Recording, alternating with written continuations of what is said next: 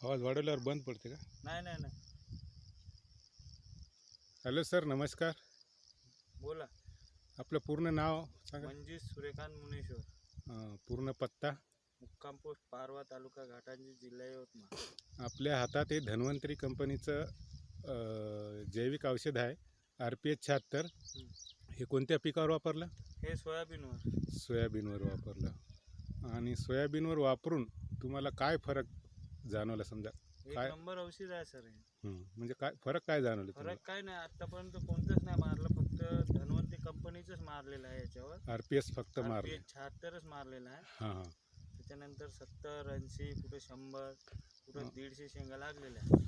आता किती फवारे काढले याचे? हे फक्त एक स्प्रे मारून आहे. फक्त एक स्प्रे मारून आहे का? आणखी एक मारणार का मग आता? आता मारणार एक आहे हे डब्बा. म्हणजे आता चांगले प्रोडक्ट तुम्ही वापरून समजा तुम्हाला अनुभव आला नाही, हो याच्यानं तुम्हाला भरपूर असा चांगला रिझल्ट आला समजा. हो हो सर. ठीक आहे सर, धन्यवाद. हे लोक मारणार. हां हां. तुमचं नाव सांगा.